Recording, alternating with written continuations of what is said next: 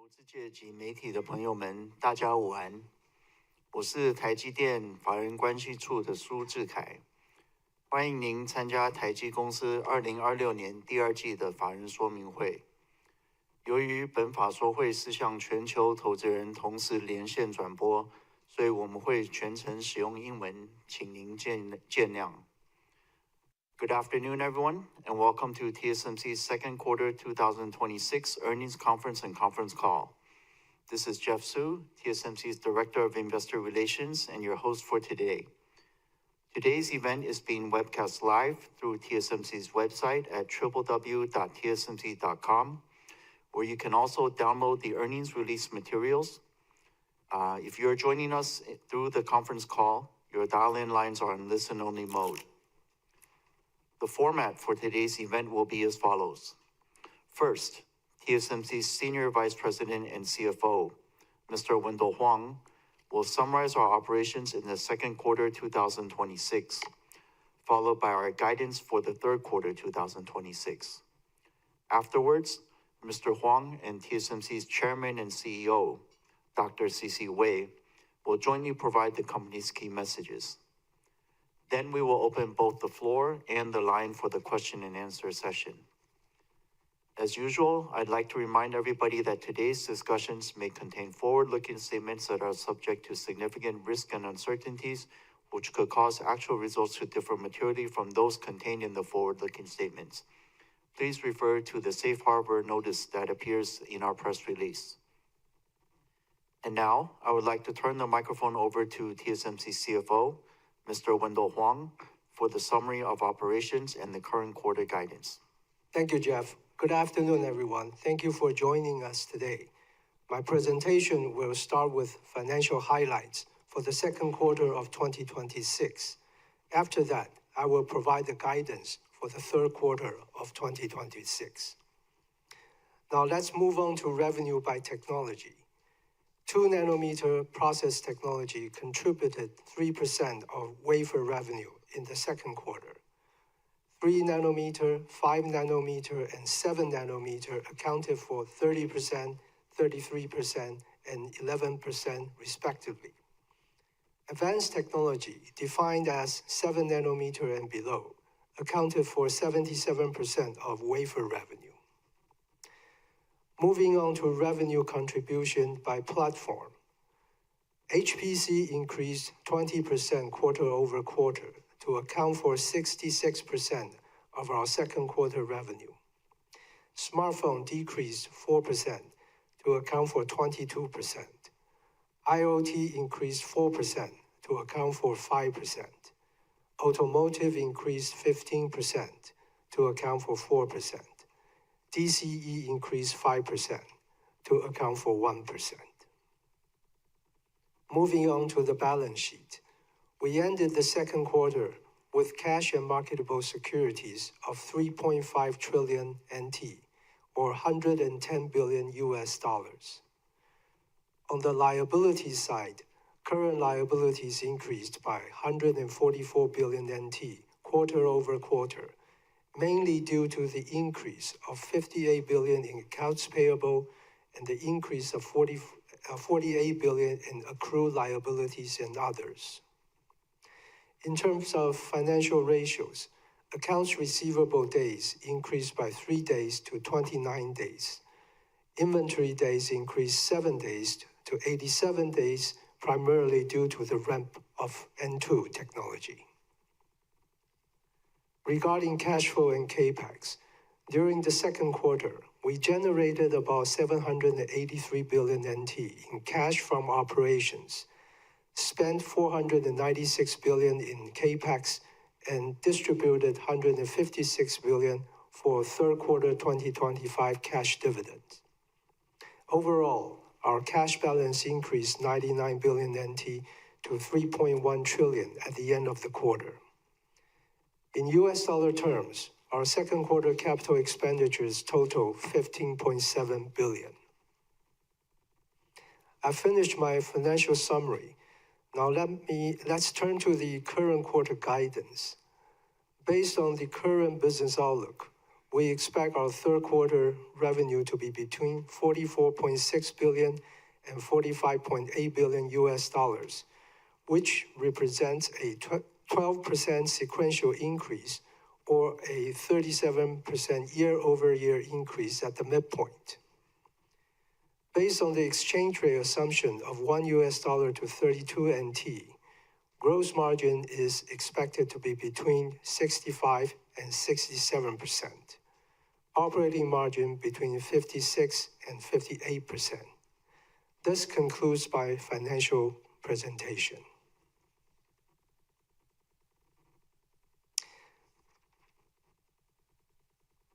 Now let me turn to our key messages. I will start by talking about our second quarter 26 and third quarter 26 profitability. Compared to the first quarter, our second quarter gross margin increased by 150 basis points, sequentially to 67.7%, slightly ahead of our guidance, primarily due to cost improvement efforts and a slightly higher overall capacity utilization rate, partially offset by dilution from our overseas fabs.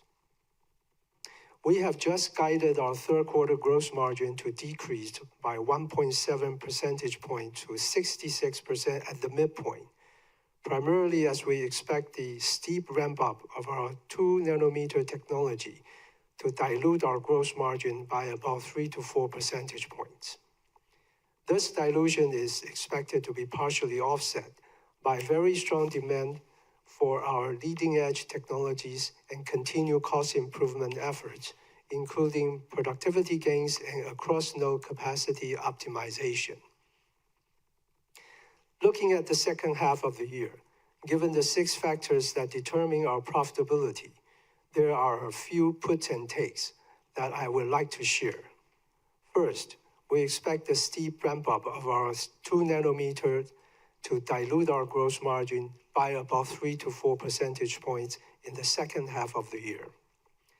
Furthermore, as the scale of our overseas expansion grows, we continue to forecast the gross margin dilution from the ramp-up of overseas fabs in the next several years to be 2 to 3% in the early stages and widen to 3 to 4% in the latter stages.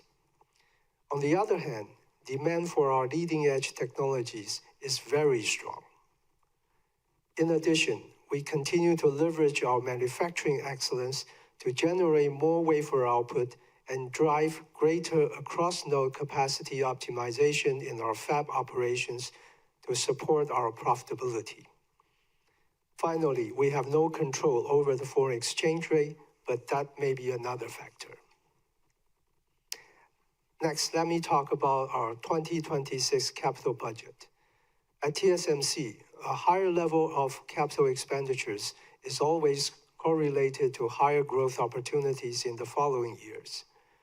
With our strong technology leadership and differentiation, we are well positioned to capture the multi-year structural demand from the industry megatrends of 5G, AI, and HPC. Given the continued strong structural demand from our customers, including the newly emerging agentic AI market, we have decided to raise our full year 2026 capital budget to be between 60 and 64 billion US dollars as we continue to invest heavily to support our customers' growth. We always collaborate closely with the tool suppliers well in advance to prepare the capacity, whether it is a strong upcycle or down cycle, just like our customers collaborate with us well in advance to plan our capacity. Thus, we do not foresee any bottlenecks to our capacity expansion plans. About 70 to 80% of the 2026 capital budget will be allocated for advanced process technologies. About 10% will be spent for specialty technologies, and about 10 to 20% will be spent for advanced packaging, testing, mask making, and others. Even as we invest for the future growth with this level of CapEx spending in 2026, we remain committed to delivering profitable growth to our shareholders. We also remain committed to a sustainable and steadily increased cash dividend per share on both an annual and quarterly basis. In 2025, we paid 467 billion NT in cash dividends, up 28.6% year-over-year, as TSMC shareholders receive a total of 18 NT cash dividend per share. In 2026, they will receive 24 NT per share, up another 33% year-over-year, and we expect a continued and increasing cash dividends per share in 2027 as well. Now let me turn the microphone over to CC. Thank you, Wendell. Good afternoon, everyone. First, let me start with our near-term demand outlook. We concluded our second quarter with revenue of US $40.2 billion at the high end of our guidance in US dollar terms, driven by strong demand for our leading-edge process technologies. Moving into third quarter, we expect our business to be supported by continuous strong demand for our leading-edge process technologies, including the steep ramp of our 2nm technology. Looking ahead, we observe consumer and the price-sensitive end market segment are being challenged due to the impact of rising component prices and macroeconomics uncertainties.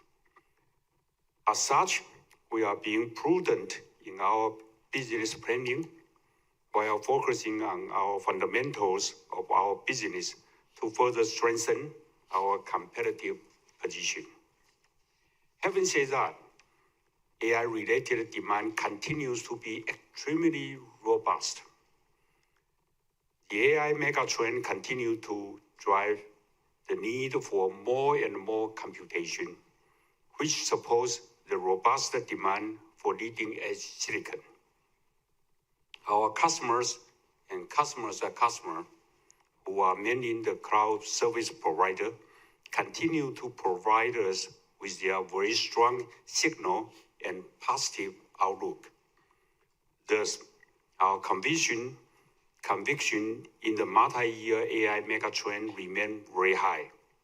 Supported by our robust technology differentiation and broad customer base, we now expect our full year 2026 revenue growth to be slightly above 40% year-over-year in US dollar terms.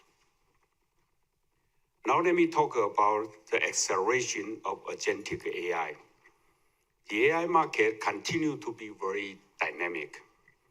The emergence of agentic AI is leading to a resurgence in the role of CPUs in AI data centers, which drive more silicon demand in addition to AI accelerators.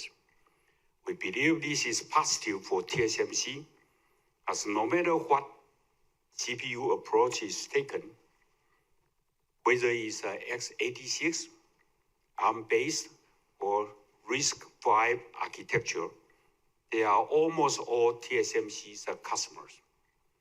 We are already collaborating closely with our CPU customers and working to support them with the most advanced technologies and necessary capacity so they can capture the agentic AI market opportunities. Next, let me talk about TSMC's capacity expansion strategies.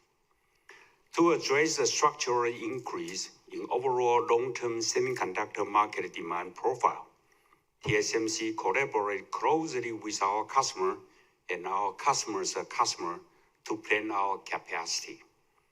Given the fundamental complexity of leading-edge technologies and the design-in and lead time involved, we also have a very good idea of their multi-year product roadmap and production plans. This is important because it takes more than 5 years to develop the technology and product, prepare the capacity, and ramp it up to high volume production. Internally, TSMC employs a disciplined capacity planning system to assess the market demand from both a top-down and bottom-up approach. This is a continuous and ongoing process. Based on our assessment, we are stepping up our CapEx investment to increase our capacity to support our customers' future growth. Now, with a strong collaboration and support from our leading U.S. customers and the U.S. federal, state, and city government, we would like to announce an additional $100 billion investment in Arizona. This is to build several more semiconductor logical wafer fab for 2 nanometer and below technologies, as well as advanced packaging fabs to support the strong multi-year demand from our leading U.S. customers. We believe this investment will help to further foster the development of the U.S. semiconductor ecosystem, strengthen the supply chain, and support an increasing number of high-tech, high-paying jobs in the United States. At the same time, we are building 13 leading-edge and advanced packaging fab in Taiwan over the next several years, and we will continue to further invest in Taiwan. Therefore, TSMC's semiconductor technology and manufacturing will continue to play a pivotal role in supporting the global semiconductor industry while unleashing our customers' innovations. Now let me talk about the current N3 capacity expansion. We are executing well on our global plan to add 3 additional 3 nanometer fabs, 1 in Taiwan, 1 in Arizona, and 1 in Japan, to support the robust multi-year pipeline of demand for 3 nanometer technologies. In addition to all the new fabs, we continue to convert 5 nanometer tools to support 3 nanometer capacity in Taiwan. We are also leveraging our manufacturing excellence to drive greater productivity across our fab in all locations to generate more wafer output. We are also focusing on capacity optimization across nodes, which including flexible capacity support among N7, N5, and N3 nodes. In summary, we are using multiple levers to do everything we can, wherever we can, however we can, to maximize the support to all our customers. Now let me talk about our mature node strategies. TSMC's strategy at mature node has not changed. Our first priority is to fully support our customer. And now we continue to increase, not decrease, our mature node capacity in the higher value added segment. For example, we are increasing our mature node capacity through JASM Fab 1 in Japan for CMOS image sensor application, and ESMC in Germany for automotive and industrial applications. In today's market, outside of specific areas such as power management IC and CMOS image sensor, the mature node demand in other commodity areas is not that strong. Thus, TSMC will continue to focus on the higher value added and strategic segment by ensuring we have a necessary capacity to support our customers' growth. Finally, let me talk about our A14 status.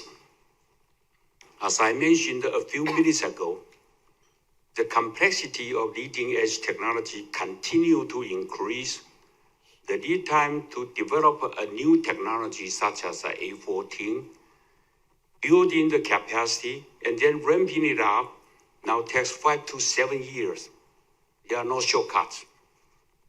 Our A14 technology representing the second generation of nanosheet transistors and deliver another full node stride from N2 with performance and power benefit to address the insatiable need for high performance and energy efficient computing. Compared with N2, A14 will provide 10 to 15 speed improvement at the same power or 25 to 30 power improvement at the same speed and close to 20% chip density gain. A14 technology development is on track and progressing well. Internal product light vehicle demonstrate close to 90% device performance and close to 90% 256 megabits SRAM yield. We are observing a strong level of customer interest and engagement from both smartphone and HPC AI applications, and customer now tape-out activity is ongoing and ahead of schedule. Pre-production was started in 2027, and volume production is scheduled for 2028. With our strategy of continuous enhancement, we also introduced the A13 and A12 as an extension of the A14 family. A13 represents a further advancement over A14, achieving an over 6% die area saving through an innovative 97% optical shrink. Through continuous design technology co-optimization, A13 also drive further performance and power efficient improvement. A13 design rules are backward compatible with A14 to ensure smooth IP migration. We also introduced A12, which will bring our innovative superpower rail technology to the A14 platform for superior performance, power, and area benefit. Both A13 and A12 are scheduled for volume production in 2029.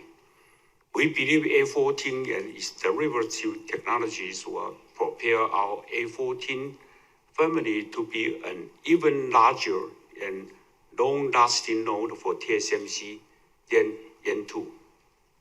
Just like a 2-nanometer technology is a larger and longer-lasting node than 3-nanometer. And here further extend our technology leadership position well into the future. This concludes our key messages, and thank you for your attention. Thank you, CC. So this does conclude our prepared statements. Before we begin the Q&A session, again, I would like to remind everybody to please limit your questions to 2 at a time to allow all the participants an opportunity to ask their questions. Questions will be taken both from the floor and from the call online. Should you wish to raise your question in Chinese, I will translate it to English before our management answers the question. So for those of you on the call, if you'd like to ask the question, please press star, then 1 on your telephone keypad now. If at any time you'd like to remove yourself from the questioning queue, please press star 2. Please note that we'll try to conclude today's meeting at around 3:10 or so. So we will try to get in as many participants your questions as possible. But if we're not able to, we do apologize in advance, and thank you everyone for your patience. So operator, let's begin the Q&A session. We'll take the first few questions from the floor, and then we'll go online. Maybe again, left, center, right. Maybe we'll take the first question. Sunny Lin from UBS, please. Thank you very much. Congrats on the very strong performance and outlook. So number one, I'll do a double click on the CAPEX. So very encouraging CAPEX outlook, and I do think it's essential that TSMC showcase stronger determination in capacity expansion, given the stronger demand and the very tight supply. And so beyond 2026, I think every large client also wonder how aggressive TSMC is planning for CAPEX. And so back in the COVID super cycle, TSMC did provide a 3-year CAPEX outlook back then. And so I wonder at this point, will it be possible for you to share any color, maybe for the coming 3 years CapEx? Thank you. Okay, so Sunny's first question is regarding CapEx. She does believe it's important, essential to show our determination to support our customers with these large CapEx investments. So she wants to know, do we have a 3-year CapEx guidance, 26, 27, 28, similar to what we did back in 2021? Okay, Sunny, we do not have a number to share with you, but as you know, we invest CapEx this year for the future business opportunity. And as long as there are business opportunities, we are not hesitate to invest. As you can hear from our prepared remarks, that our conviction in the megatrend, AI megatrend, multi-year, is very strong, and we are stepping up the CapEx, including increasing this year's CapEx. Last time we said our CapEx in the next 3 years will be significantly higher than the CapEx in the past 3 years. Now is the CapEx in the next 3 years will be even more significantly higher than the past 3 years. Okay. Yeah, sorry, maybe let me follow up on CapEx from Second another. question. Oh, yeah, sure. So you just announced additional 100 billion CapEx in the US, and I think that's pretty important for you to secure the business in the US as well. And so now with total 265 billion CapEx in Arizona, what's your current plan to bring on the capacities in Arizona in the coming few years? Okay, so Sunny's second question is on to, CC said investing an additional 100 billion in Arizona based on the strong demand from our customers. So the total investment now is 265 billion. What is the schedule, time frame, or the plan for these investment? Is that correct, Sunny? Yeah, okay. Sunny, the schedule will depend on the market situation. You know that. So today's situation, the mega trend is so strong, so that we announced additional 100 billion investment in Arizona. How many fabs? Many. So actually, let me say that it probably additional 4 more fabs will be built. And that's combining front and back end. Yes. Okay, thank you. Let's go to the middle. We have Charlie Chan from Morgan Stanley. We'll go left, middle, right from where I sit. Thank you. Thanks for taking my question. Good afternoon. So first of all, congrats for a very strong outlook. My first question is really about the foundry competition. I understand that there's no shortcut for a newcomer like Terafab, but how about like Samsung Foundry, right? They got a huge profit from memory business. Intel got a US policy support. So I'm not sure how TSMC is going to address those competition, because apparently several US companies are engaging with those industry peers. And recently, actually yesterday, ASML just announced to expand the EUV capacity for 2028. With TSMC worried that your competitors to take more slots and build a large capacity in the future to compete with you in a leading edge business. Thank you. Okay, so Charlie's question is competition from 2 angles. One, he does note, CC said foundry competition, no shortcuts, but he says according to the news, many of our customers are engaging with our foundry competitors. One of them in Korea is making huge amounts of money these days. Another one may have the US government policy support. So the first part of his question, how do we see the competition and threat of customers moving to our competitors, number one? Well, let me say that. Yes, one of my competitors in South Korea, they make a huge amount of money, and I'm jealous about it. And then the other one in the US, they got a very strong US government support. We also got the government support, by the way, although we don't announce it. However, let me share with you, as we said, there's no shortcuts. What does that mean? Meaning that in this semiconductor industry, you have to go back to fundamental. government's help is welcome. Really, we also appreciate that. A lot of money, of course, that's nice to have. But the most important thing, as we continue to say, is the technology, manufacturing, and customer trust. These three fundamentals never change. For my 30-some, 40 years career, it's always the most important thing. And that's always the TSMC's secret recipe to win the business. So from the competition point of view, choosing a technology, ramping it up, is not buying a milk from 7-Eleven. Well, I'm using that, I'm quoting the sentence for my customer anyway. It says that you choosing a kind of technology partner, it's no shortcut. You need to understand the technology.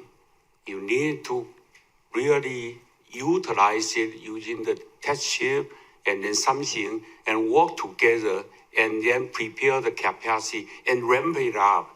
That's what I say, it takes about 5 years. It's not that today you think this milk is better, you go to the next store, it's a 7-Eleven. You don't like it, you go to another store. No. So that's my answer. Charlie, is agree? Yeah, so hope you can buy more milk so other people cannot get it. Thank you. Yeah, so let me switch gear to a more exciting side. Sisi just said you see a very strong signal from customers. You also revise up the full year revenue guide. You're ready to revise up the 5-year revenue CAGR, especially this AI semi CAGR. I remember it was like high 50%. But here comes the question, right? That agentic AI demand so strong. CPU is a great opportunity for TSMC. But how about there's a kind of memory cost increase, right? It's kind of big chunk of this kind of AI capex. So what's the update of the AI semi CAGR, and how should we look at the contents of this AI semi related to TSMC's growth? Thank you. Okay, so Charlie's second question is regarding the AI related demand.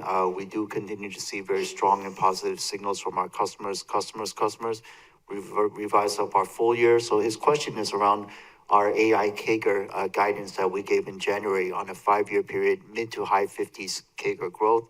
He's wondering if there's any update to that. Agentic AI, a new opportunity. What is our definition of AI accelerator? Do we include that? And what is the CAGR? Charlie, if you read our message that we continue to invest more, we increase the capex with a good reason. So if you're asking about the AI's CAGR, let me give you not a number, but it's stronger and stronger and stronger. So we don't give you the number today because of it continue to increase, so we don't know that how to answer this question. But stronger than what we said before. Okay, Okay, great. Yeah. Thank you. Thank you, Charlie. All right, let's move to this side. Maybe we'll take the question from Arthur from Macquarie. Hi, first, congrats on the strong execution and performance. My question is regarding the new advanced packaging technology. We noticed that especially the EMIB-T is gaining the traction. So how will TSMC react this request? Okay, sorry. So Arthur's first question is on advanced packaging and competition. I guess very simply put, EMIB-T, in his view, is gaining traction. So how do we see the competitive threat from this? Well, let me say that our packaging capacity is so tight that now it's limiting my customers' growth. So we welcome that additional flexibility in the market, and so that will help TSMC's, front-end wafer business growth, which is a majority part of TSMC's business. the technology looks good, according to the newspaper. And we hope they will be successful, and so that share some of the loading from TSMC. Today, we're working very hard to shorten the gap between the demand and the capacity. And so, as I said, we welcome have this additional alternatives, and so the flexibility for my customer. Thank you. That makes a lot of sense. So a follow-up. So as this is a new technology, right? So if your clients, they ask you support, and our value is support our customer success, right? How TSMC will handle this special request? Sorry, your question is. So if this technology is have some small problem, and then ask our company to support, so how the, our company accommodated? So Arthur's question is, if there is some issues with this technology, do we have well, I don't know how to say it. Is there an alternative plan? Let me answer the question. Our number one is to support our customers' success. So whatever that we can help our customers' business, we want to win. Does that answer your question? Okay. Let's come back. We'll take one more here, and then we'll go online, and then back to the room.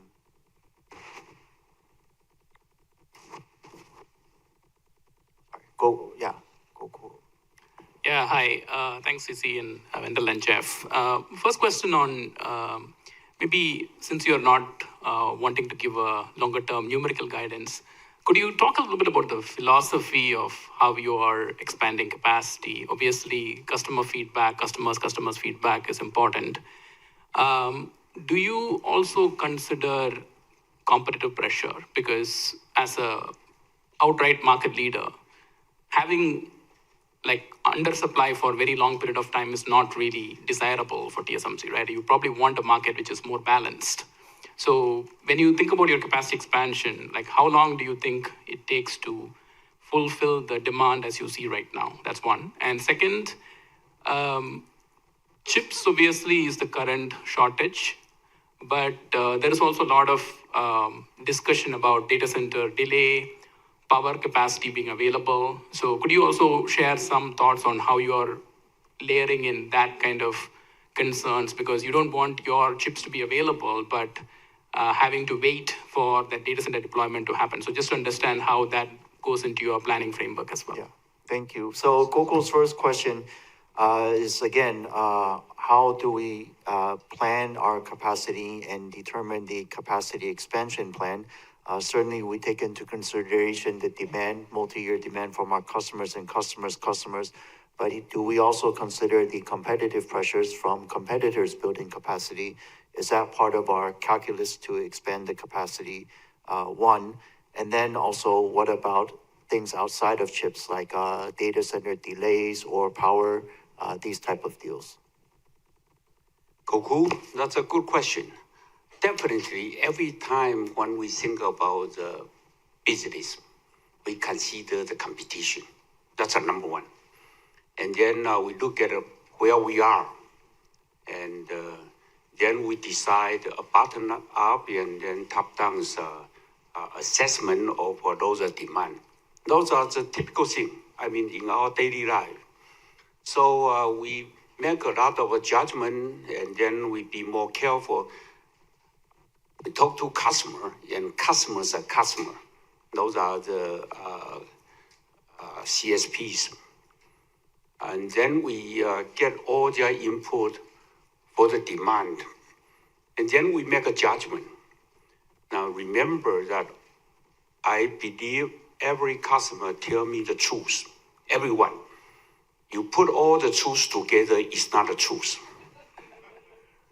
So we have to make some of the judgment. You know what I mean? Since you are laughing. Because all the customers are very aggressive, right? That's a CEO's job. CEO got to be aggressive.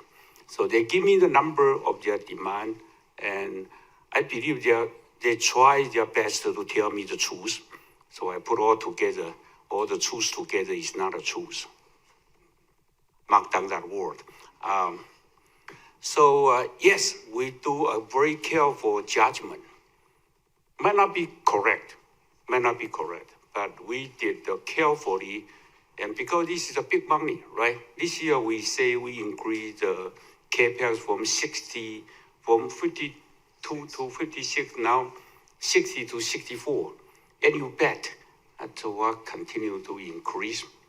It's a big money, so we do it carefully. So we did all the assessment, and that lead to your second question. Are we sure that we deliver the chips to our customer and they will not put into inventory? So we are checking the AI data centers progress, the building, the location, the demand, the racks. We checking all that to make sure that TSMC's chips will not be put in inventory. That answer your question? Yeah, that's clear. So, CC, so do you still believe even end of next year we are still going to be running short of supply even with this elevated capacity build-out plans? You want me to give you a guarantee, right? Let me say that. I believe from this day on all the way to probably 2029, 2030, the demand is very strong. Whether in between there's a dip or not, I'm not very sure. But the trend is so robust that I believe we are witnessing a kind of a new industry. I would like to say the new industry called the AI industry, which is so common in our daily life because it's going to affect our automotive, affect the humanoids, robot, and also impact to all the industry. So by the amount of money we put in, I mean, including all the CSPs, this is alone is a very important new industry to the world. And so the demand will be there. And the fundamental thing is semiconductor chips. And most of them in TSMC. Thanks, CC. My second question is on your profitability. So, CC, you joked that you are definitely jealous of your memory competitor on their margins. But it definitely feels like profitability-wise, longer-term foundry, especially leading-edge foundry, should be higher than memory, looking at number of competitors out there. So, as you are investing for a lot of your customers, how is that discussion going? Because you are no longer the most profitable semiconductor manufacturing company at this point in time. So, you probably have less pressure in terms of passing on your value and capturing your value right now compared to maybe 1 year back. Okay, so Gokul's second question is on profitability and pricing to a certain extent. Of course, some of the memory makers are making very good profitability and margins today, but he notes the role of foundry could be even more value and TSMC's role as well. So what should be the right way to think about the long-term profitability for a foundry? Should it be better? And then I guess really pricing into this. What type of pricing approach do we want to take? Yeah, Gokul, your question actually is simple. You know, what is the wafer pricing strategy for TSMC and what kind of gross margin we should have? The higher the better, of course. But we are a partner. A partner meaning that I said many times, our customer got to be successful. I don't want to squeeze them out from the market. And besides, we are a very trustable company with our customers. So we don't suddenly increase our price by, which I like to have, 4x or 5x. You know, it's you cannot survive for that kind of, for your customer to survive for that kind of a price increase. So we earn our value and we make sure that our profit, our gross margin is enough for our long-term sustaining expansion. That's to the benefit of my customer and TSMC also. That's our philosophy. So, yes, I'm really jealous about memory companies. 86% gross margin. 86, 68, I'll be happy. But all right, anyway, so I answered the question. We are very trustable. Thank you. Okay, thank you. Operator, can we take the next two questions from participants on the line, please? Yes. Now it's Jim Fontanelli from Arete. Yeah, thank you. Thank you. So, could I ask about the risk that you see around customer concentration as AI demand continues to significantly outgrow other end markets? I think your exposure to your top 5 customers is becoming meaningfully larger than at any point in your history. So I'd just like to understand how you see that risk. Okay, so Jim's first question is risk around customer concentration. We have large customers that are getting larger. Are we worried that we have too many big customers or the customer concentration? No, that's not our concern. Besides what you say, the customers are growing bigger and bigger. We are very happy about it. And some of the customers also growing very fast. So it's not, Jim, it's not what you said that the bigger customer is going bigger and bigger. No, I mean, there's a lot of new player in the AI industry.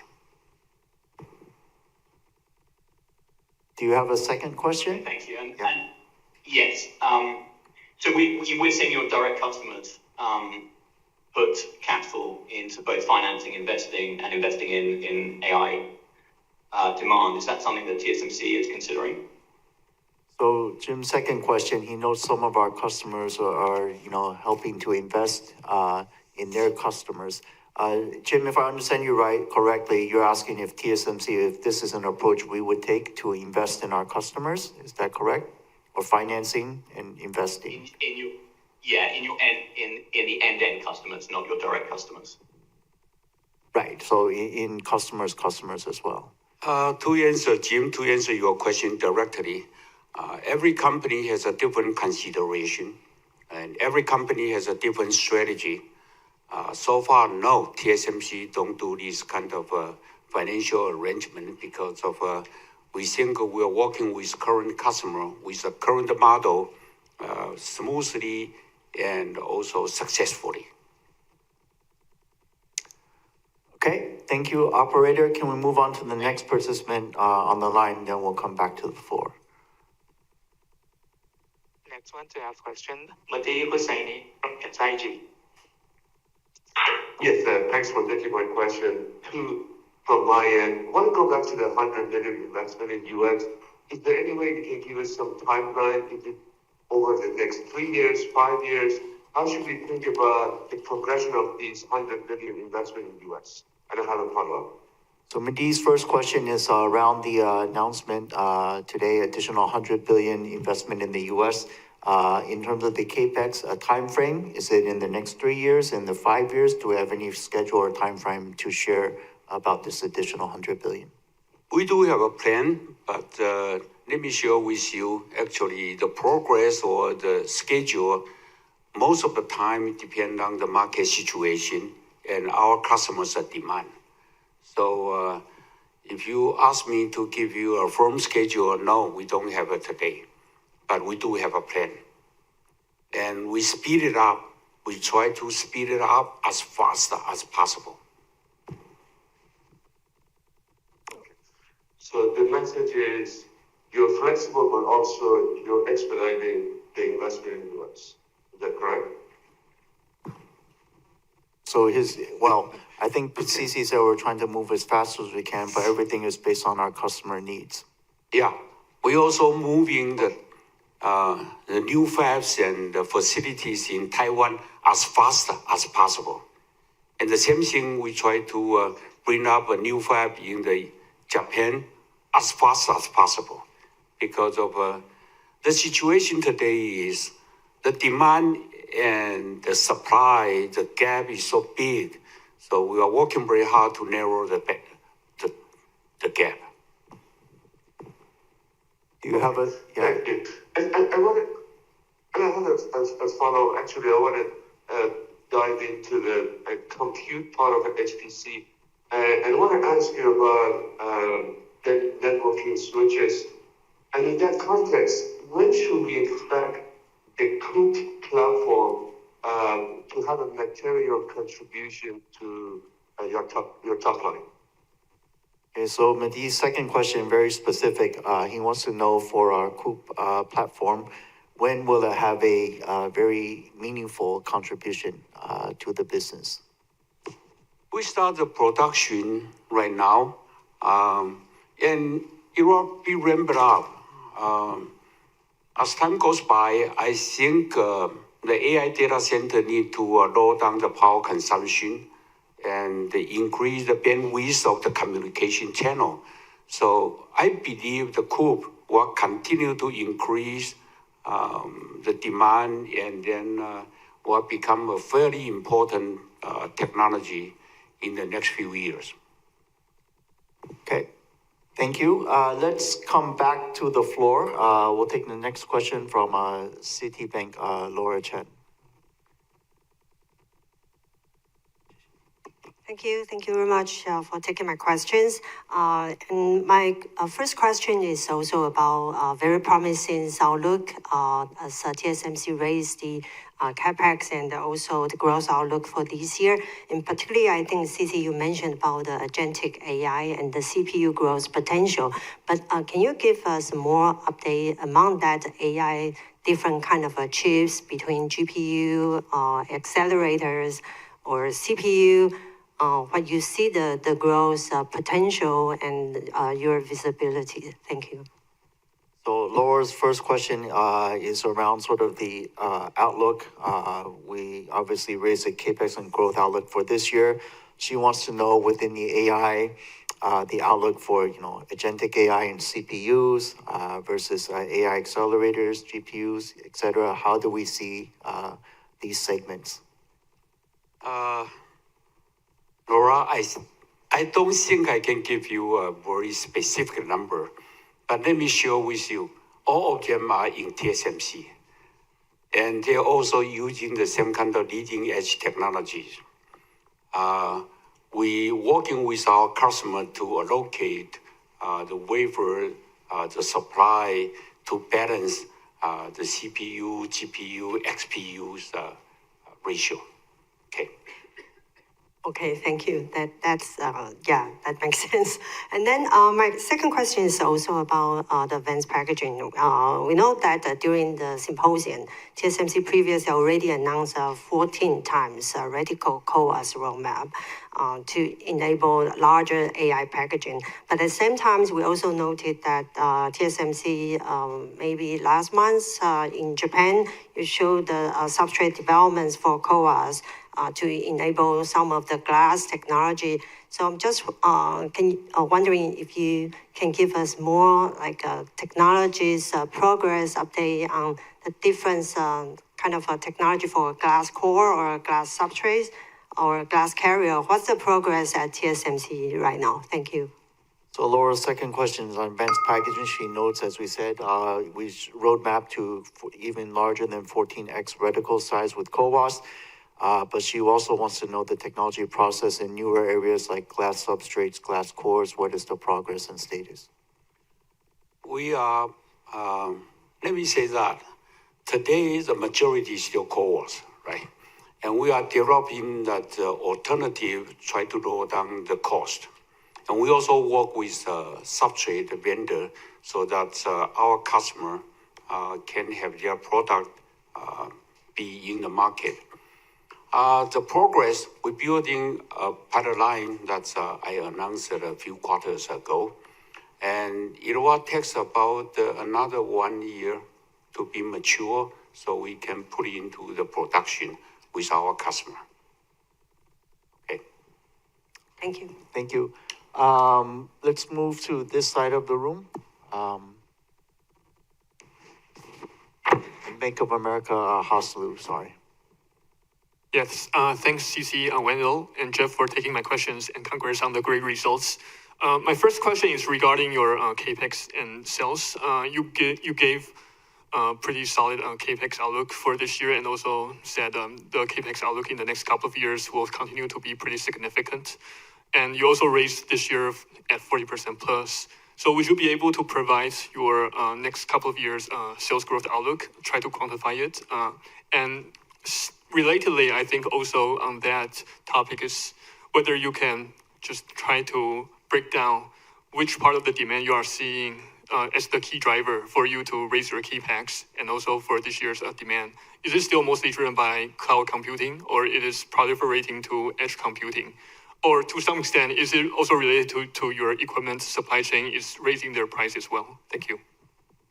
Okay, that's several questions in one. So I'm going to take that as 1.5 questions at least. But basically, Haas is asking with the capex increase and the revenue increase this year, I think he's trying to look at intensity, but he wants to know what about the revenue guidance for the next several years. Yeah, I'll stop there. Okay, let me answer that question.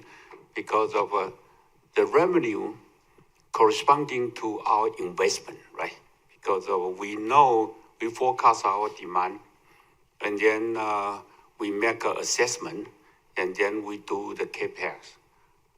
Next few years is going to be a very good business for TSMC. That's all I can say.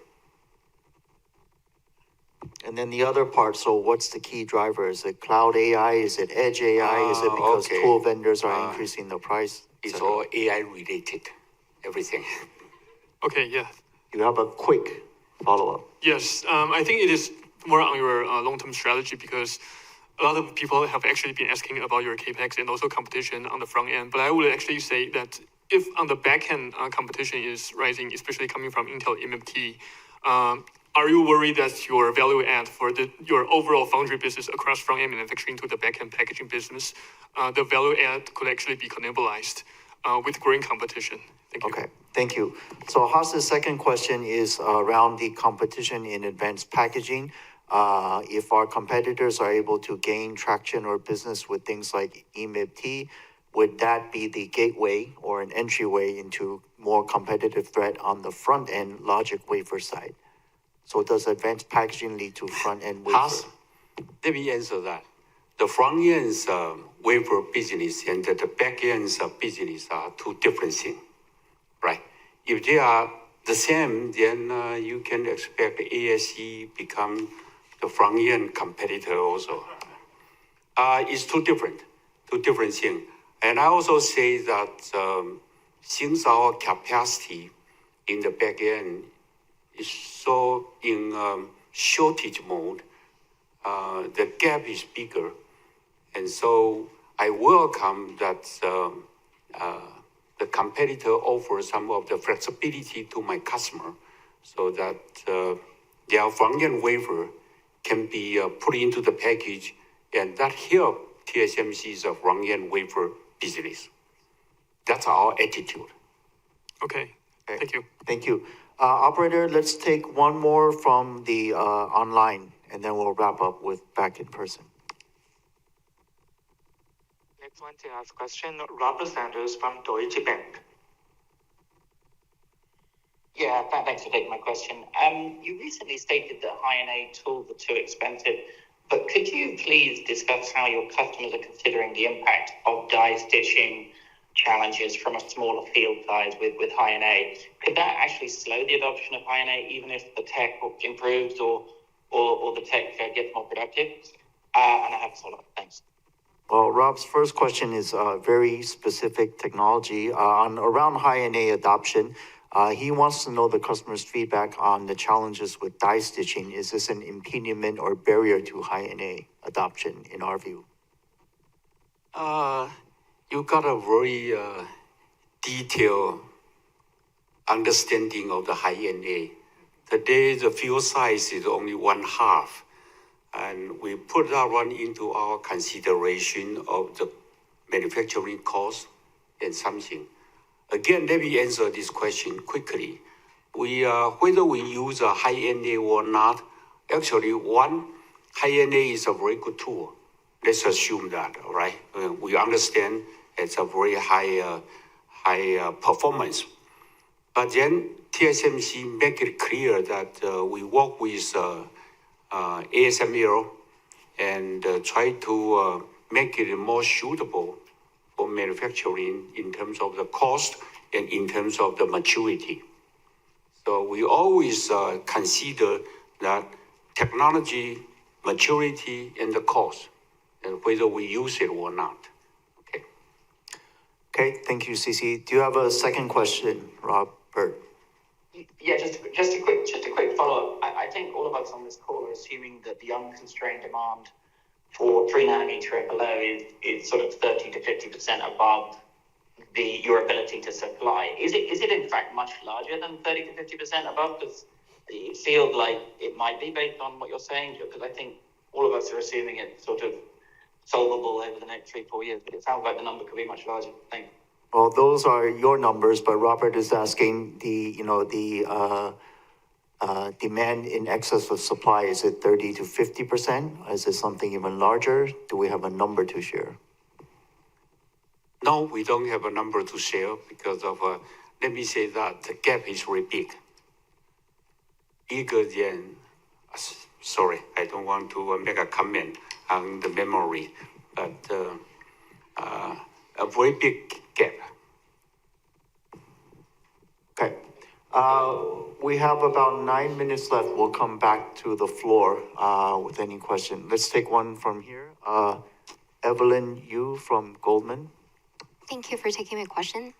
Because we mentioned a lot on that we're going to step up our capacity growth, but I'm just trying to quantify here because I noticed that during your symposium that you actually mentioned about 2 nanometer family capacity growth will be growing at around 70% CAGR from 26 to 28, and N3 plus N5 to grow by 25 CAGR from 22 to 27. So I was just wondering, are those numbers still right assumptions today? Are we seeing actually any changes over the past quarter, and how should we compare with the non-supporting demand out there? Okay, so Evelyn's first question is around capacity growth. She knows during the symposium we did share some 5-year CAGR growth numbers for 2 nanometer around 70% CAGR, and then 3 nanometer around, I guess, I can't remember the exact, but 25%. So are those numbers still the same, or has it changed now that our CAPEX and stuff? Did we say that in technology symposium? Oh, we show the chart. Okay, now is bigger. That's all I say. You have a second question. Okay, thank you. Very good direction. All right, my another question's touch based on the advanced packaging side, because you always bundle the advanced packaging CapEx together with testing, mask making, and others. That's around 10 to 20% of total CapEx.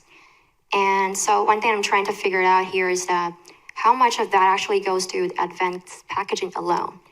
And because given that advanced packaging is capital intensive, less capital intensive versus front end, so how should we think about a gap between its rising revenue share and its CapEx share over the next few years?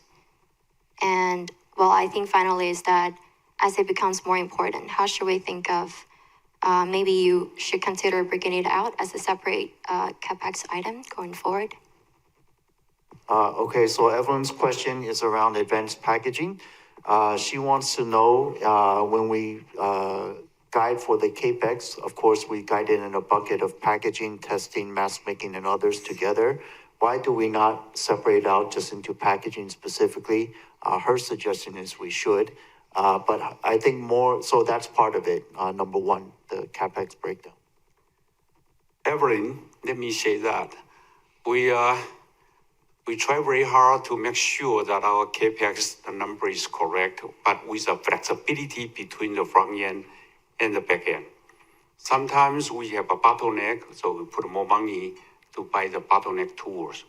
And sometimes it's in the front end, sometimes it's in the back end. But in the ballpark, the percentage is just like a window share with everybody. For long term, I mean, that's a back end is about 10 to 20. Oh, that's a big range. Anyway, so that's all I can say is that still 10 to 20. Because of, as I said, actually, I'm very honest to tell you that as time goes by, some of the customers of product need more tester.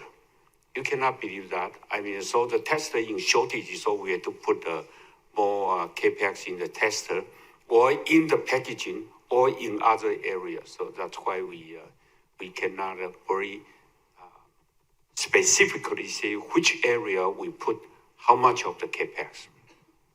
That's too specific. Yeah. Okay. The last participant, KGI Felix Pan. Thank you for being patient. Hello, good afternoon. Thank you for taking my question. So my first question is regarding to the capex revision.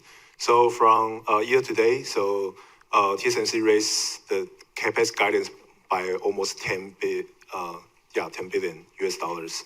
So can you give me some color? Where is the upside from? How you guys see the difference from 6 months ago? Is that from like CPU accelerator or memory componentry or backend CoWoS expansion? Just the upside. How we see things differently from 6 months ago? Okay, so Felix is noting in January we guided for 52 to 56 billion. In April we said closer to 56. Now 60 to 64. So we have increased the capex guidance. What is driving this? Is it agentic AI only? Is it packaging? Is it AI accelerator?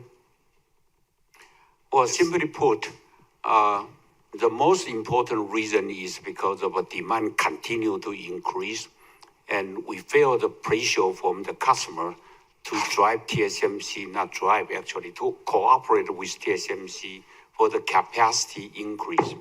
That's one of the major reasons. The second reason is inflation.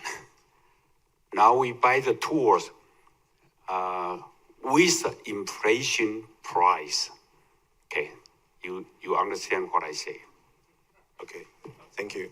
So my second question is about the mature nodes. So people always focus on AI leading nodes, but it seems like mature nodes also seeing a very strong demand recovery and also some supply issue as well.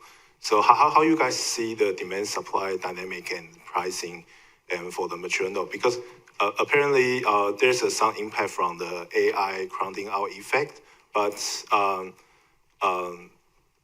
mature nodes still largely depends on the consumer demand. So consumer demand is still weak. So how you guys see the demand supply dynamic for the mature nodes? Thanks. Okay. Thank you. So Felix's second question is on mature node. He notes there's lots of talk that mature nodes are seeing a strong demand recovery and the supply is very tight. So mature node pricing is very favorable or strong. So he wants to know how do we see the mature node supply demand situation? Actually, the mature node cover a lot of different segments. Only the one with related to AI is in shortage, which is the most important one. Is number one is power management IC, because of all the AI data center need a lot of power management, and those are the mature node technology like 0.18 micron, 19 nanometer, or something like that. Those are in shortage, definitely, and also the sensor portion. Because of you need a lot of sensor to detect the environmental information and put it into the AI data center to analyze it. Other than that, other area, just like you pointed out, the consumer product is not in a high demand, and so other segment is not so strong demand. And as I pointed out in my statement, other area, no, it's not so much of, say, in a lot of shortage. Not at all. Okay, thank you. Thank you, CC. Thank you, Wendell. Thank you, everyone. This does conclude our Q&A session. Before we conclude today's conference, please be advised that the replay of the conference will be accessible within 30 minutes from now. The transcript will become available 24 hours from now, and both are going to be available through our website, again at www.tsmc.com. If some of you were not able to ask your question, please feel free to reach out to TSMC IR and we will follow up with you. So thank you everyone for joining us today. We hope everyone continues to stay well. Have a good summer, and we hope you'll join us again next quarter. Thank you and have a good day.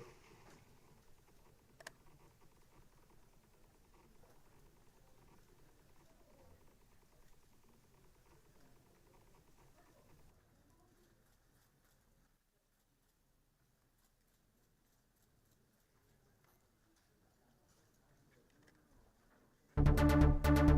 掌握分秒，累积财富。现在立即下载非凡新闻 APP， 财经快很准，随时随地掌握先机。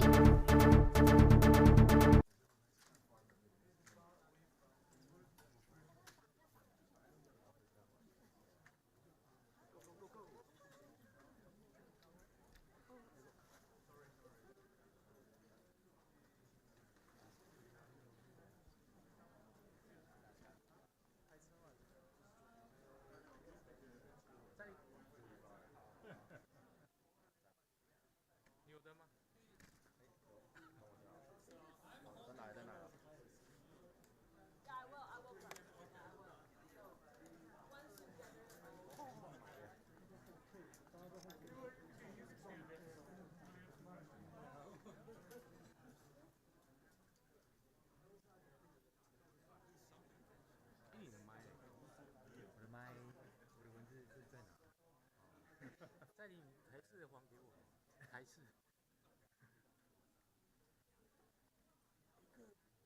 打个红灯好不好？没有红灯哎。那你不用打，不用打，我打。那不打好。对，我打。还是。